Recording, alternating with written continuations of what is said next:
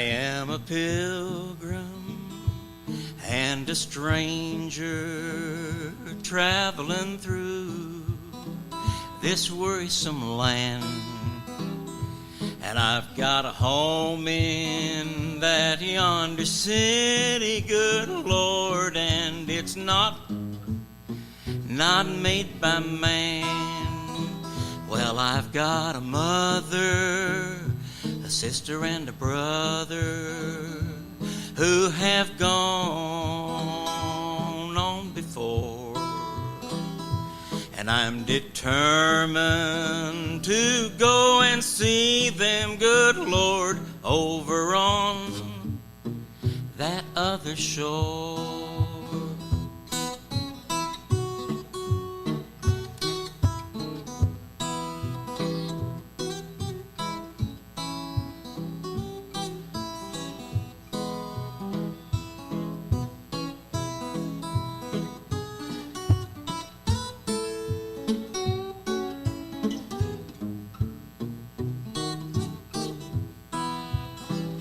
As I go down to the river of Jordan just to bathe my weary soul, if I could touch but the hem of his garment, good Lord, I believe that it would make me whole.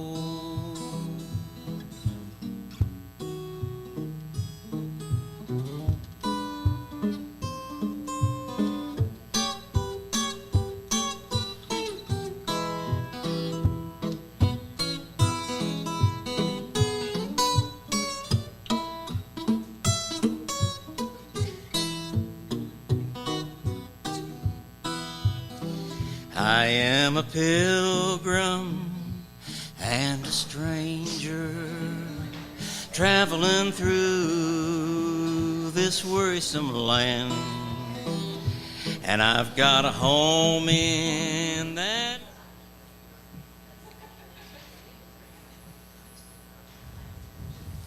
Good evening, everyone. There we go. Good evening. By the end of the week, we'll have the good evenings down. So welcome back tonight to the Great Hall here at Hyman Settlement School for those here on campus with us at the 2021 Appalachian Writers Workshop, and those joining us online on Facebook and YouTube. Welcome to our campus as well.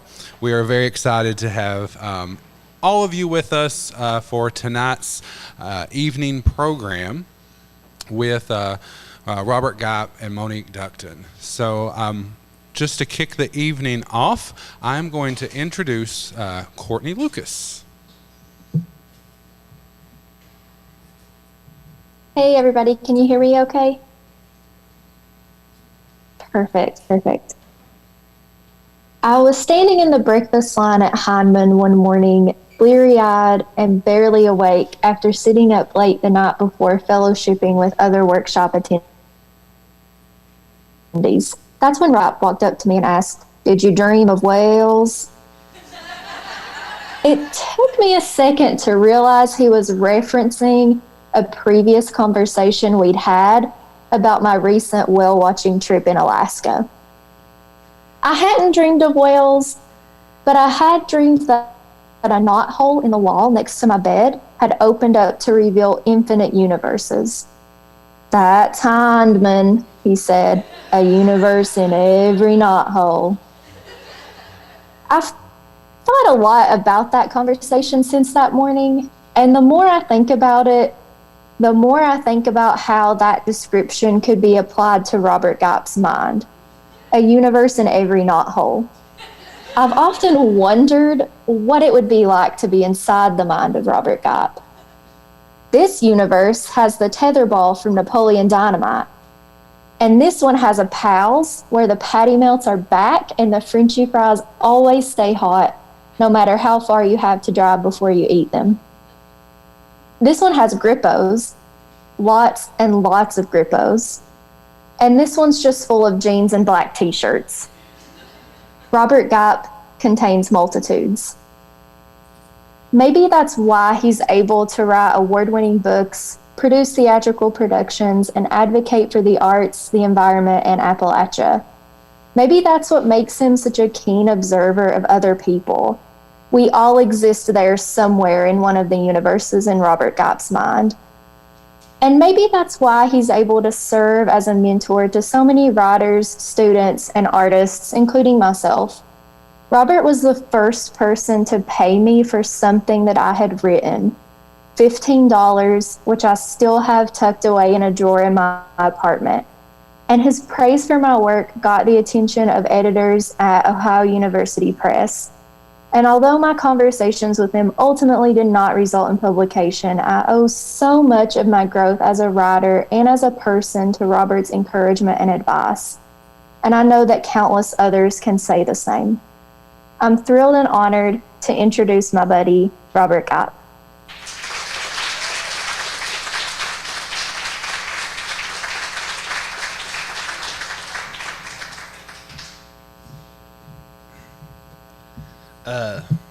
That was real good, Courtney. Thank you. And I'd say you could count them. It's not countless others. You could count them. I sat on the porch in the orange glow of the booger light. It was right before dawn, old Christmas Day. Nicolette come out and sat beside me on the glider, and Hubert piled out the front door, dragging a Christmas tree. The tree got hung on the door, and Hubert wrestled with it, but didn't get nowhere. He said, if you ain't too busy. Well, me and Nicolette helped Hubert drag out all three of the big-ass Christmas trees he'd cut and set up in the house. We heaped them in the back of his truck, strings of popcorn still on them. Then Hubert flushed everybody out of bed, got us on four-wheelers, and led us out the trail to an overlook off the north side of the mountain. All you could see was mountains, a solid block of mountains, far as an eye could see in any direction. You could see 5 counties from where we stood, and each of them had give up 1 million tons of coal over the last 100 years. Snow covered everything, the bare forests and the strip jobs alike. A wake of buzzards wheeled in the sky. One hawk drifted higher. Smoke curled from the stovepipe of an old house in the valley below us. The drop was straight down off what Tildy called the crumbly side of the mountain. Made me dizzy to look. The wind blew sharp. Not knowing why Hubert brought us out there made it colder. Shocking to say, but nobody talked much on the way up. Only sound was four-wheeler motors and our feet crunching in the snow. Standing in line on a slab of rock that slanted sharp back the way we'd come. We got restless, stamped like horses. We sighed and coughed louder and louder, wanting something to happen. Hubert sang an old song called Who Will Sing For Me? It was a song he'd sung at Tildy's funeral. He'd cried at the funeral when he sung it, and he cried that day on the mountain, not all sobby, but there's definitely a glisten on the cheek. June put her arm around him. Nicolette took his hand. Filbert said Bible verses about Jesus being born, about the wise men coming to see the babe, about them having to duck old King Herod on their way home, about Herod ordering the killing of all the babies Jesus' age. When he got done, we stood there a minute longer, and then Hubert led the rest of them back to the four-wheelers, back to the house and the dinner we'd been working on for 3 days. I hung back, took Nicolette by the hand, bid her tarry a minute. June tarried with us. I said, you ever come up here by yourself? Nicolette said, sometimes.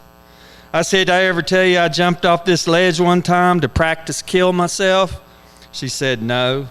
I said, you think I'm telling you that so I don't have to explain why I threw the stacked cake off the porch? Nicolette said, I don't know why you do things, Mama. I took an old pipe out of my pocket, a tobacco pouch. I packed the pipe, I lit it, and blew smoke. The wind run off with the smoke. I offered the pipe to Nicolette. She took a puff, coughed, gave the pipe back to me. I handed it to June. She just held it. I said, most of what I know about being loved, I learned from Mamaw. You'd have thought she might have petted me. Where my daddy died before I was school age, my mama had so much trouble with drinking drugs, but hers wasn't a spoiling love. You'd say, I love you, Mamaw, and she'd say, do you? Or act like she didn't care about your safety. Nicolette said, what do you mean? I said, one time I stole my cousin's truck, drove it to Virginia. She caught up to me, but all she did was buy me a tank of gas, told me to see how far I could get. Me without my glasses or a driver's license. That day I come out here to jump off the mountain, she just give me her pipe to smoke before I did, me 15 years old. Nicolette kicked a rock off the mountain's edge, and June said, "Not so close to the edge, Nicky, you make me nervous." I said, "But Mama helped me think things through." I never remember feeling like she didn't want me around. She might be fighting some strip job, or working to get somebody clean water, or shooting church directory pictures at her photography studio, but when I was confused, she always talked to me like I was smart. I was usually still confused when I got done talking to her, but she did make me feel like I was a person. Nicolette said, "Uh-huh." I said, "When me and your daddy decided to marry, we wanted to do it out in the woods." Or I did. Your daddy didn't act like he cared where we did it. If he'd had his say, he'd have probably done it in the middle of a punk rock show or the halftime of a ball game. But it didn't matter what either one of us wanted, because Mama had got back in church and said we needed to get married there. I didn't want to argue because I was glad she was trying to take care of herself, but I didn't want her churchy friends putting their hands all over us, or a bunch of preaching didn't have nothing to do with us, but Mama pushed it hard. Meantime, Dot was pushing us to do it in Kingsport so she could invite her 10 million friends and make a big fancy do of it. Nicolette said, "But y'all got married to the church up here, didn't you?" I said, "So the two mamas went back and forth raising hell about where we was going to do it. And a week before the wedding, I still hadn't decided, even though Dot had sent out invitations to her church in Kingsport and Mama had put it in the paper we were getting married at her church. I told Mama I was done fooling with it, told her I wasn't getting married. Your daddy kept saying, 'Oh, baby, it'll be all right, be over before you know it.' And I was about to smack him when Mama said, 'We need to clear our heads. Let's go to the woods.' Mama had doubts about your daddy. After him and me got serious, she showed me how to hang a door, how to fix a sink, how to change my own spark plugs. Thought I'd have to do for myself since your daddy was useless. I said, 'Where are we going, Mama?' She said, 'I know just the spot.' And we all got on four-wheelers, and she led us out the trails away and took us down the steep side of the mountain on foot. We had to work our way down a rock face, through a laurel thicket, through galax patches, and down long, steep, straight stretches. It was full-color fall, but I couldn't enjoy none of it for fear of falling, or Mama falling, or your daddy falling on me. When we got to the bottom, we followed a creek to a big open spot, tired over by hemlocks, and a bunch of big old boulders leaned over on themselves like massive toddlers. There was a fire ring in the middle of it, and Mama set us down. I thought she was fixing to tell us about the birds and the bees, but then Decent come up the trail the other way from the way we come, and Decent said, "Are you ready?" And I said, "For what?" And Mama said, "You said you wanted to marry in the woods. You're in the woods. And now here's you a preacher." Me and your daddy stood up. Decent, who'd got her preacher papers out of Rolling Stone magazine, said a few words over us, asked did we really love each other and would we take care of each other forever and all that stuff. We said we would, and she told us to kiss and told us we was man and wife. Then she drove us to the courthouse to get a marriage license, brought us back out to the trail to pick up our four-wheelers, and that's it. We's married. Nicolette said, "But I seen the picture from Mama Trish's church, you and Daddy and that preacher holding the Bible over your head." I said, "Oh, we done all that, and we let Dot have her party, but our real wedding was out here in the woods." And Nicolette just sat there looking at me, and I said, "My point being, Mama's love was more about what you did and less about what you said." Nicolette looked out over the mountains, quiet for a while. Finally, she said, "Is that story supposed to help me understand why you threw that stack cake across the yard?" I said, I don't quite know why I done that. I was hoping while I was telling that other, I'd figure out some reason to tell you." I said, "You got any thoughts on it?" And we all three sat down on one broad rock. Nicolette said, "Your moves has been swinging hard lately. One minute you're fired up to fight for justice with Louisa. Next minute you don't want to leave the house. And then with your sugar, I was thinking maybe your chemicals are out of whack. Maybe you need some kind of medicine to keep you balanced." And I said, "Then there's all this stuff with you and Hubert and little Colbert. And that brought up old stuff of mine. Maybe that had something to do with it." Nicolette said, "Is this how you and Mama used to talk?" And I said, "Kinda." And she scooted closer. And I said, "I don't know why I done that to that cake. None of it the cake's fault. The cake is a beautiful thing. The way everybody worked on it. Hubert bringing us all up here, the snow stranding us all out here by ourselves, cut off. It's been the best old timey. June said, I needed this. And I said, I'll say this. I went in there and seen that cake so perfect, and I thought to myself, I don't want to see that cake on Instagram. I just want us to eat it and then us remember it. I don't want to see it all online, all cropped and filtered and looking like an advertisement for something. I just want it to be a cake we ate together. I just want it to be the love we had for one another. And then I started crying again, damn it. I am so sick of crying. Nicolette said, it's okay, Mama. And I said, this is probably all me going through the change. And Nicolette said, I'm getting out of the pop business and I ain't being no chef. June said, why? You're so good. Nicolette said, am I? Because I don't feel that good. And I said, what would feel good? Nicolette said, talking like this every day. Me and you talking like we are friends. And I took my little wild-ass genius daughter's hand. And she squeezed mine and I squeezed her. And she said, you ready to go back? And I said, there's one more thing. She said, what?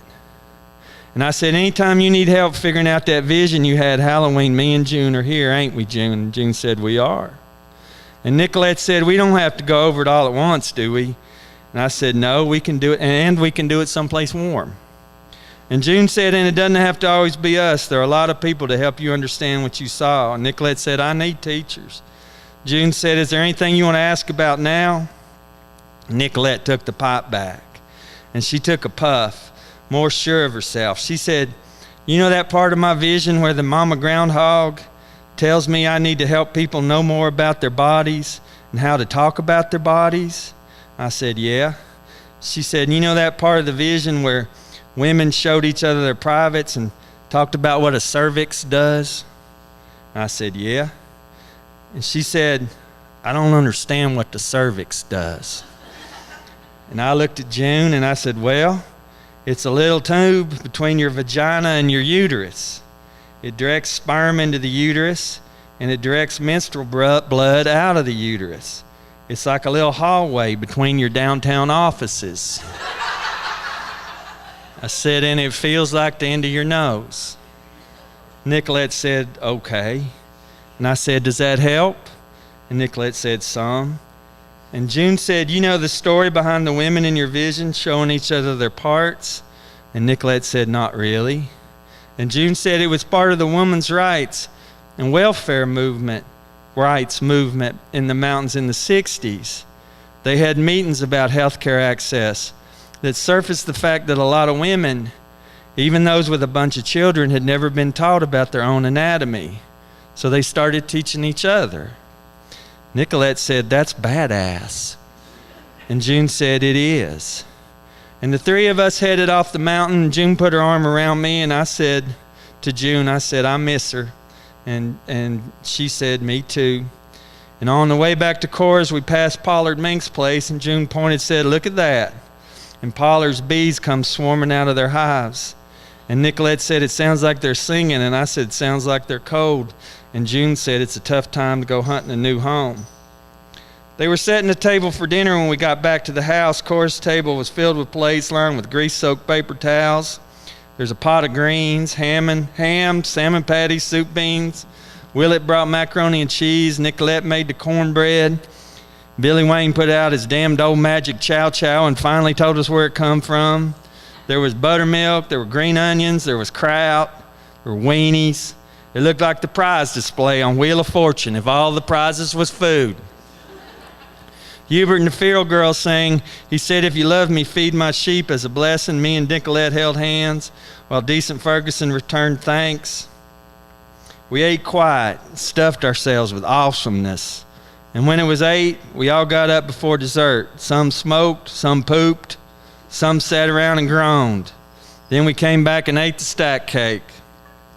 The apples had got all in them cracks and fissures and made it better than stack cake had ever been. It was perfect. While they were clearing off the table, Hubert smiled at me. He pointed at the letters Mama had left hanging above the table. They said, so glad you were born. I was doing good until he done that, but when he done that, I got hit by a wave of how mad I was. That not just Mama, but Mama and Evie and Albert weren't there. I come and lay down, and Willett and Nicolette come in there with me, and I said, them fucking drug companies knew exactly what they were doing when they brought OxyContin in on us. They didn't care. They just made their fucking money and said, fuck us. And there ain't a damn thing we can do about it. Even when we win, that shit is Pyrrhic. The hurt goes right on, fucking Trump, fucking shit show. I hate and will hate every one of the assholes who voted for him. Willett said, I hate them too with a passion. I said, what are you talking about, Willett? You don't hate. You're the eternal love child. And Willett said, well, it is what it is.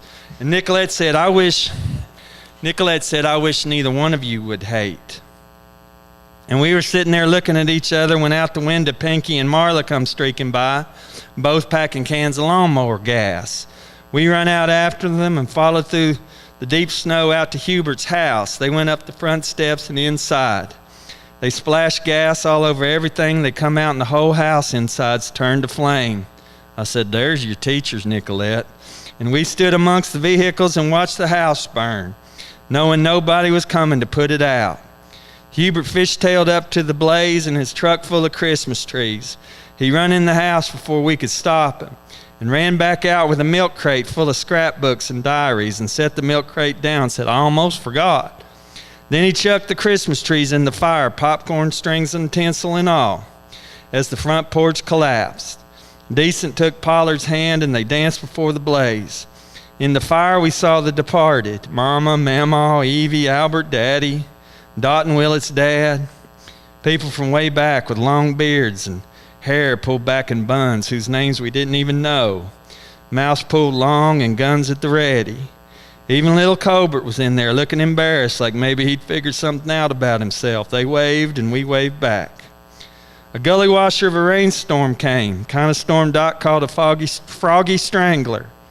We ran back to the house, gathered in the kitchen, gathered together, swore we'd never part, swore we'd meet beyond the river in the land of pure delight, where no sickness nor sorrow our joys would ever blight. In the deep darkness of the rainy night, I drew into my loved ones, and they into me, into a world that took us out of the world that the world had become. I decided to stay in this world of ours, this old world, long as I could. I went to bed hugged up against Willett and into the comfort of his snores. The next day dawned uncloudy. The rain had washed away all the snow. The world would be coming for us. I kissed Willett, got up and went by myself to go look at Hubert's burnt house. It was burned to the ground. He walked up, and I said to him, well, you finally finished your house? And he put his arm around me, and Nicolette come up and got between me and Hubert and linked arms with us. She said, what's for breakfast? And Hubert got the milk crate full of scrapbooks and diaries he'd saved from the fire out of his truck. He said, Tildy wanted you to have these. The scrapbooks were full of pictures of the Stonewall Uprising in New York City in 1969, and the Brookside Strike in 1973, and Silence Equals Death posters, and articles about ACT UP rallies, and the Wounded Knee occupation, and Black Lives Matters rallies. One of the scrapbooks was all clippings of Mama Cora's activism, pictures of her chaining herself to the strip mine gates and making speeches in Frankfurt, and editorials she'd written, and recognition she'd won. I was in a picture at a hearing I'd spoken at to protest mining on Blue Bear Mountain. Nicolette fell into one of the diaries. She sat on the truck bumper and read for 5 minutes before she looked up and said, Janine's gonna love these. The ghost giant who came to Nicolette while she was waiting for the bus was a man named Ray Hicks. Hubert took me and Nicolette to meet him on Beach Mountain, not far from where Hubert's mother lived in North Carolina, not long before Ray died. The Jack stories Ray told start with Jack setting out. It come to me there, sitting on the tailgate of Hubert's truck before the burnt-down house of the Jewels, that the setting out is why we are given stories in the first place. We can't hear stories and just lay around the house pondering them. There are still giants yet to be slain, witches to be mollified, prisons to be abolished, Narcan to be distributed, sex offenders to be called out, trans rights to be fought for, racial justice to be showed up for, trauma to be named. I pulled out my phone and I called Louisa. I told her I'd take the job, but only if I could talk straight to people, face to face, hand to hand.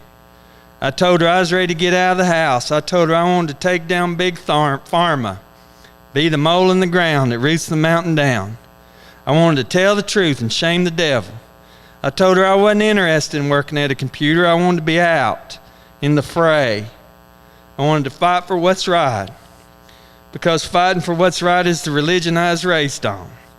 I wanted to fight for what's right, to show the world and show myself, Mama didn't raise no backsliders.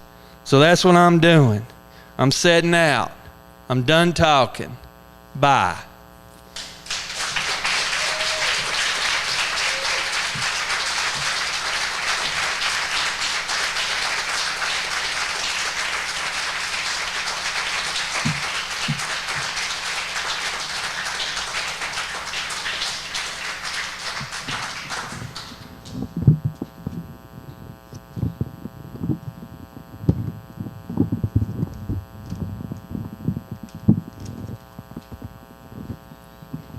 Thank you, Robert Gipe. For those of you on Zoom, they just had to lower the microphone about 5 feet. Good evening, everyone. My name is Meg Wilson. I'm reading it off this paper. I might forget it. My name is Meg Wilson. This is my second year at Hindman. I first came in 2016, and there have been a lot of heavy years between that day and this day. And I'm so glad to be back here with you all and with you all on Zoom. And I'm so happy to have the privilege of introducing Monic Ductan to Hindman for the first time. As we've workshopped our manuscripts with Monic, we've discovered that she is generous with praise when the work has been done well, and that Monic sees clearly where the deep work still needs to be done. Monic was born in northern Georgia and comes to Hindman from Tennessee Tech University in Cookeville, where she's a professor of English, teaching courses in American literature, including working class and African American literature, and courses in writing fiction, nonfiction, and poetry. Monic earned her bachelor's degree in English from Georgia State University, her MFA in creative writing from Georgia College, and her PhD in English with an emphasis on creative writing and literature from the University of Southern Mississippi. She has been teaching across genres for nearly a decade. Her award-winning poetry, short fiction, and essays have been widely published, appearing in Southeast Review, Appalachian Review, South Carolina Review, Cold Mountain Review, Shenandoah, Oxford American, and more. Currently, in addition to compiling a collection of short stories and a collection of essays, Monic is finishing her first novel, a coming-of-age story about a Gullah girl, Lena, who leaves her South Carolina Sea Island home. Monic describes herself as a working-class writer with working-class characters and thematic focus on place, belonging, migration, race, and identity.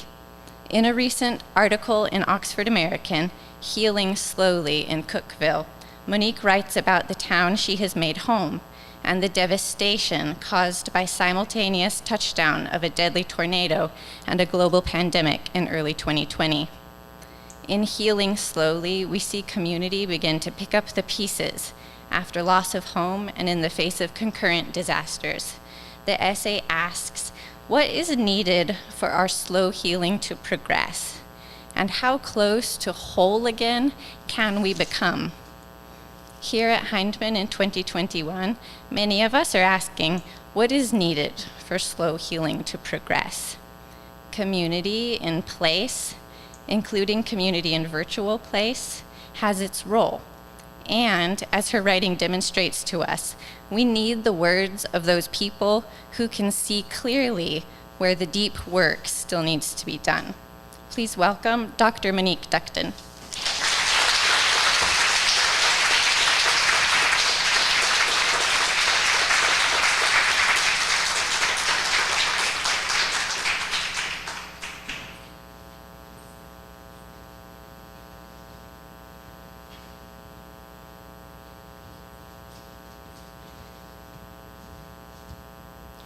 Can everybody hear me okay? Yeah? I just want to say thank you so much. I'm really grateful to be here at Hyman. As she said, it's my first year here, and everybody's been so welcoming. And also thank you to Meg Wilson for that lovely introduction. I am going to read part of an essay that I'm working on right now. It's not finished. I'm not sure about the transitions, but I'm going to read just a few short sections of it. It's kind of about the different towns where I lived when I was in Georgia, mostly during my formative years. So it's called Welcome to the Peach State. Several years ago, I drove to Atlanta with a friend for a fiction reading. I don't remember which section of town we were in, but at one point we stopped at a red light. Black people stood on both sides of the street. One black man wore holey denim jeans and run-over shoes. Dingy stains covered the front of his t-shirt.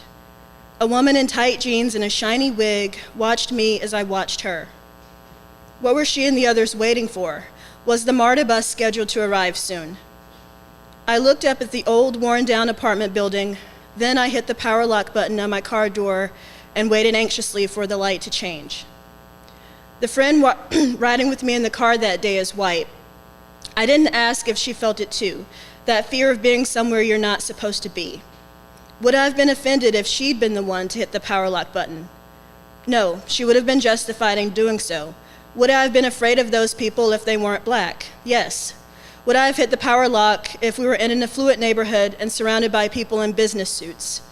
No, definitely not. I grew up poor and black. Where did I learn to fear people who look like me? Let's go back to a time when I was much more naive. As a teenager, I drove through Atlanta on a college visit with my parents. I had just gotten my driver's license and had never driven in a big city before. I somehow got us lost on the interstate on the drive home. I pulled off the highway and wound up on a mostly deserted street. Bars lined the windows of the few businesses located there. A very thin black man stared at us as we drove past, his eyes large and unblinking. Maybe we should stop and ask someone how to get back to I-85, I said. No, my daddy said, don't stop in this neighborhood. Daddy's eyes darted back to the man with the bloodshot eyes. When I saw the look in my daddy's face, I thought he was overreacting. However, during my upcoming freshman year of college, several events made me more cautious about my safety. During the fall of that year, a boy I'd gone to high school with, Dion Collins, was convicted of raping 3 women in nearby Athens, Georgia. I knew Dion Collins. He was a black boy, short and thin, with a round, cherubic face. He did not look like those men on the street corners in Atlanta. He was friendly. He dated one of my middle school friends. Before the news of Dion's rape conviction, if I had seen Dion on the street in Atlanta, I would not have hit the power lock button. I would have opened the door to him. I would have welcomed him in. So I'm going to skip forward to this next section. It's kind of about my history teacher when I was in the 8th grade in Georgia. He's been in the news recently for making a lot of sort of controversial comments. So it says, in 2016, a Georgia state lawmaker, Representative Tommy Benton, defended the KKK, claiming that they were a vigilante thing to keep law and order. Representative Benton's comments, according to the New York Daily News, came by way of his argument that the state of Georgia should continue to honor Confederate holidays. I know that erasure won't solve or change our country's history of racial terror, though I certainly don't agree with Benton's defense of the Klan.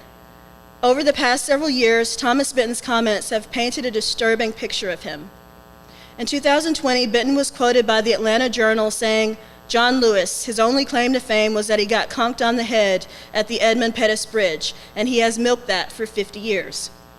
Thomas Benton was stripped of his leadership role on a House committee for those comments. I keep going back to read them aloud to myself, not only because I admire John Lewis, but because the man who made those comments, that Republican lawmaker, was my 8th grade Georgia history teacher. In Thomas Benton's history class, I learned Georgia history from an erudite and passionate man. Today, a quarter century later, I recall the names of the state bird, the state flower, the state tree. I remember the signers of the Declaration of Independence from Georgia. I learned also in that class that the KKK was reborn atop Stone Mountain in Georgia. Mr. Benton quizzed us on such topics as these. He quizzed us aloud in front of the entire class. Some of my classmates squirmed, their eyes on the floor, in those moments when his eyes surveyed the room as he considered which student to call on next. My eyes rarely lit on the floor. Most often I knew the answers. At 13, my recall was prodigious. I enjoyed being one of the few students who could fire off rote responses and wait preciously for my teacher to offer praise. Mr. Benton showed pride in Georgia history, and I, a Georgian whose family had lived there for at least 200 years, felt pride too. Another thing I remembered about that class was the reading. Mr. Benton read aloud from Roll of Thunder, Hear My Cry, which even today remains a beloved favorite of mine. The book, written by Mildred D. Taylor, tells the story of a proud black family who struggles to overcome racism in the Jim Crow South and hold on to their family land. Throughout my academic life, I've had dozens of teachers, most of whom I don't remember. I can't recall names or specific assignments, but from his class, Mr. Benton's class, I'll always remember Roll of Thunder. I loved that class, and I liked my teacher, a respectable man who read me the words of a black woman writer whom I still read today. Mr. Benton stood tall and commanded our respect. I've not seen Thomas Benton face to face since grade school, but in 2016, he began to make the local news for his controversial opinions. I was scrolling through Facebook posts when my eyes lit on a friend's message about Mr. Benton. She was sickened by him. I clicked the link on her page to find a New York Daily News article in which Mr. Benton defends the KKK. The Daily News quoted him saying that the Klan wasn't necessarily a racist group, and that the Klan made people, quote, straighten up. The Daily News article explained that Mr. Benton had sat in the State House of Representatives since 2005. I couldn't connect the man the newspaper described with the man I knew. The Daily News explained that Mr. Benton wanted to preserve Confederate monuments, such as the one in Stone Mountain. Benton also believes in celebrating Confederate holidays. I'd heard of so many history teachers who believe in preserving history and not whitewashing it. It was easy for me to explain what Mr. Benton was doing. But upon closer inspection, I cannot explain it away. I cannot think of a single thing the Confederacy did that deserves celebration. I've lived in multiple cities in multiple southern states, Georgia, Mississippi, and now Tennessee, and I cannot understand the men who fly Confederate flags alongside American ones. The two flags represent, for me, a divided allegiance. Mr. Benton's comments were heavily criticized by other Georgia lawmakers, one of whom was a Republican who stripped Mr. Benton of his leadership role in a committee assignment as a reprimand. The comments about John Lewis stung me more than anything Benton had said previously. John Lewis died in 2020, and Benton opposed the idea of erecting a statue in a government building in memoriam. The statue, if approved, would replace the current statue of Confederate Vice President Alexander Stephens.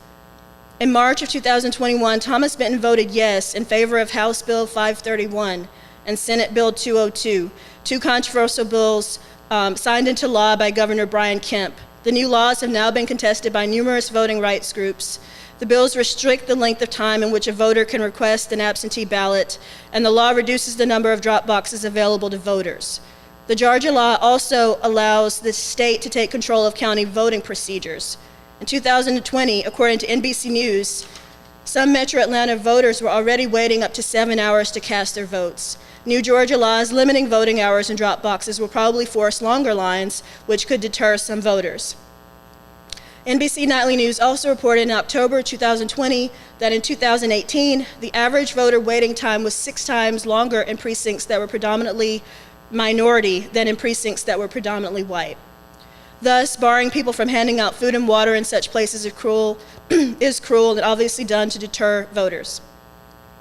Benton's views and this legislation he helped to pass all come from an educated man, a man with a master's from Burnell College. He wears a business suit, not the baggy jeans or the angry look of those men I saw on that Atlanta street corner. If Thomas Benton were a stranger to me and I saw him standing on that street corner in Atlanta, I would not have hit the power lock button. I would have welcomed him in. So I have one little extra section I'm going to read. It's just pretty short. Okay, so Commerce, Georgia, 1985. The KKK fought to have its float included in my hometown's Christmas parade. The town council members in Commerce could not find a legal way to deny the Klan's participation in the parade. But the city officials said, quote, the Klan promoted a spirit of hatred and violence, end quote. The Klan's persistence resulted in town council members canceling the Christmas parade. The ensuing fight between the Klan and Commerce City government officials was covered by a list of local and national newspapers, including the New York Times in an article entitled, Georgia City Wins Racial Unity in Klan Fight. The Times spoke of Commerce residents, both black and white, coming together for a Christian worship service. I was 4 years old then, so I don't remember any of this, but I do remember Commerce. I was born in Commerce and grew up there during the 80s and 90s. Our neighborhood was rural, with small houses and double-wide trailers spread several acres apart. As a child, I never felt racial terror in our neighborhood. However, as an adult, I worked as a dispatcher for the local police. Every night, City of Commerce police would call out extra patrol, Zone 3. Zone 3 stood for Johntown, a poor black neighborhood in Commerce. Even though police patrolled that area extra heavy, they didn't make many arrests in Johntown. The fact is, Commerce is a town of 6,000 people, and not much goes on there, not even in the so-called bad neighborhood. My memories of Johntown are mostly pleasant. As a teenager, I got my hair braided there. The woman who braided it lived in a drafty house with one space heater. My nose and ears tingled and then went slightly numb with cold, but in the end I was satisfied. The hairstyle was cheap and the woman's house was familiar. She had the same heating problems as our family and she looked like us. Later, when my daddy died, my family had his wake at Mason's funeral home in Johntown. It was a quiet service and we had a small gathering there. My parents were poultry plant workers, and North Georgia is known for its poultries, particularly in Gainesville, Georgia, a town 20 miles north of my hometown. In 1992 in Gainesville, a group of 66 members of the KKK and other hate groups marched on the town square. One man was arrested in his full hood. At least 3 babies were dressed in robes and cone-shaped hats. And according to an article published in the Gainesville Times, the babies sucked pacifiers and rode in strollers during the march. Some marchers yelled racial slurs against blacks and Hispanics. Some carried Confederate flags. Some carried Nazi flags. One woman who observed the march expressed her disbelief to a journalist by saying, "I couldn't believe it still goes on in 1992. So I'm just going to stop there. Thank you.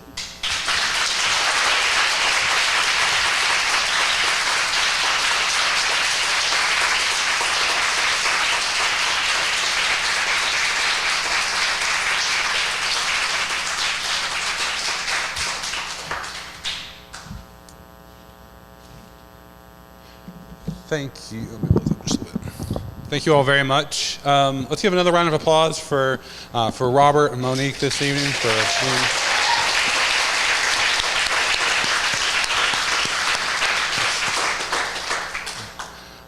Thank you all so much.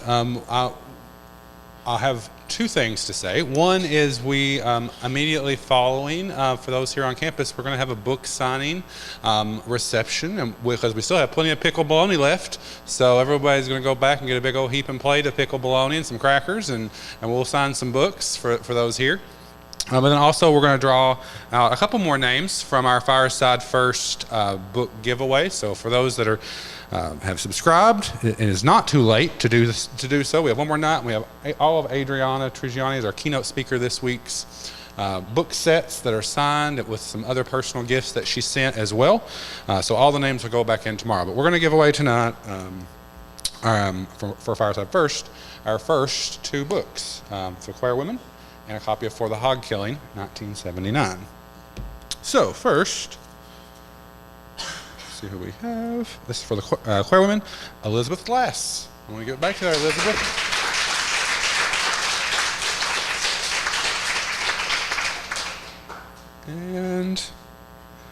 And Patricia Hudson will get a copy of For the Hog Killing, 1979. Again, thank you all so much for coming out or tuning in. We have one more night of the Writers' Workshop, so of evening readings tomorrow for the James Steele, Jim Wayne Miller keynote address with Adriana Trigiani. Tamala, I think, has an announcement or something to say. Come on up. Just if anyone here isn't a member of the Facebook closed group called Hindman Writers, go find that group. I administer it. There's 2 simple questions. One is, when did you attend the Appalachian Writers Workshop? And the other is, will you abide by the, common decency standards, blah, blah, blah. So it's real easy, but it's just for people who've attended a workshop. So if you haven't joined, join. It's a really supportive group. Thanks. Thank you for that. I would encourage you all to join that join that group. That is a great place that we're grateful that the community runs, and please do that. So thank y'all so much. We'll see you. Sorry. Go ahead, Leah. No. Yeah. So thank y'all so much for joining if you're online, and we will see you all tomorrow at 7:30 here for the keynote address. And then, no, you're good. I was just like, they probably don't care. No, I think, unless there's a